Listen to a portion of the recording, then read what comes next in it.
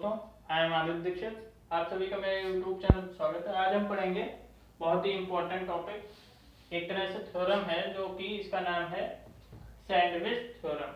Sandwich theorem क्यों कहते हैं मैं आपको बताऊंगा, और इसे और एक नाम से बुलाते हैं स्क्वीज रूल। सैंडविच थ्योरम क्यों कहते हैं, इसमें जैसे कि तीन सीक्वेंस एक तरह से लेते हैं, एक सबसे छोटा और एक सबसे बड़ा और एक बीच का।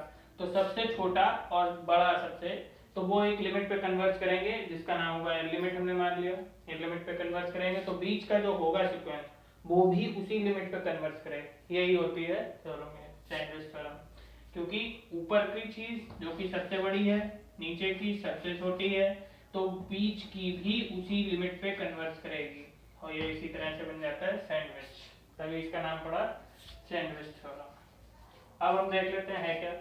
If sequences xn and zn each converge to L, मतलब कोई सीक्वेंस दो हमने ले लिए, xn सीक्वेंस ले लिया, zn सीक्वेंस ले लिया, each converge to L, दोनों किस पे कन्वर्ज करना है, लिमिट L पर। फिर and if xn सबसे छोटा, यहाँ पे n टर्म लिए गए हैं सीक्वेंसेस के, xn सबसे छोटा, yn बीच का और zn सबसे बड़ा, यहाँ पे टर्म है। और फॉर एवरी n, यहाँ पे ये एप्सिलॉन है, बिलोंग नहीं है एप्सिलॉन। n और एप्सिलॉन डिपेंड किस पे करते हैं, n पे, कैपिटल n पे, नेचुरल नंबर पर।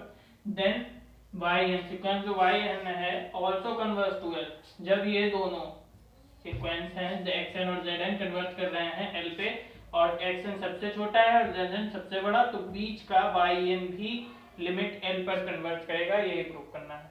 तो देख लेते हैं प्रूफ इसका। लेट xn सीक्वेंस है xn और zn the sequences such that, कैसे सीक्वेंस है, हमें दो कंडीशनें इससे मिल गई ऊपर से, उन्होंने दो कंडीशनें मतलब दी हुई हैं, गिवन है।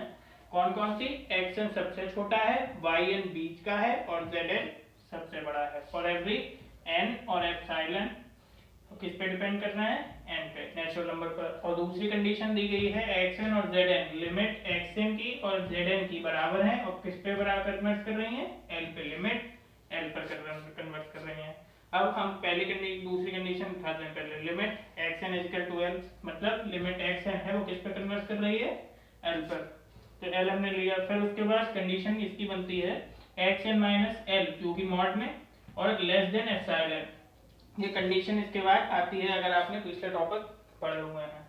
फिर for every n is greater than n1 और एप्सिलॉन, ये n जो है वो ग्रेटर देन है किससे, greater than equal to n1 से, और n1 और एप्सिलॉन किससे डिपेंड करते हैं, नेचुरल नंबर n पर।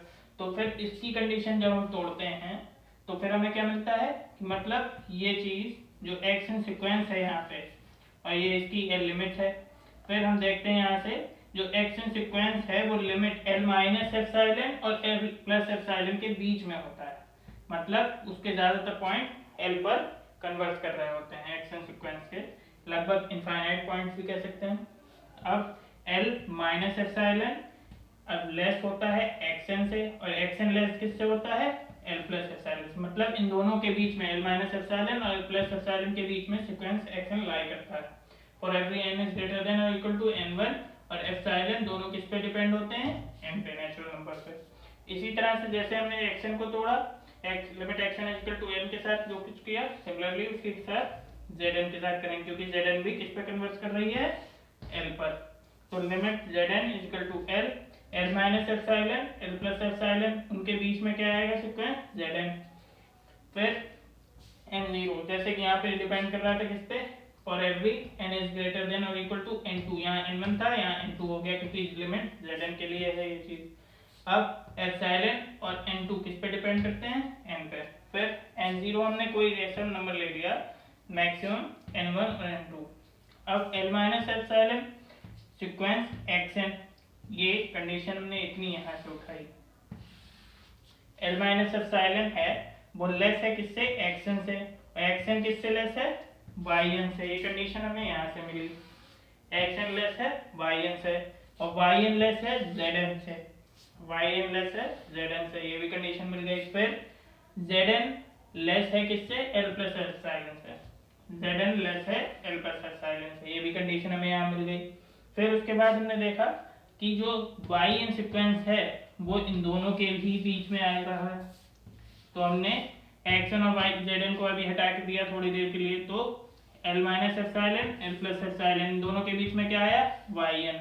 हम देख सकते हैं सेम कंडीशन ये यहाँ पे भी बनी और यहाँ पे भी बनी। तो यही जो हम इसे ऐसे लिख सकते हैं या इसे ऐसे और ऐसे लिख सकते हैं, तो फिर हमने इसे भी ऐसे लिखा Y N minus L is less than epsilon, मतलब वाई एन जो सीक्वेंस है उसके ज्यादातर मतलब इनफाइनाइट पॉइंट्स किस पर कन्वर्ट करेंगे, लिमिट एल पर, और फिर limit Y N is equal to क्या हो जाएगी एल। बस इतना सा था।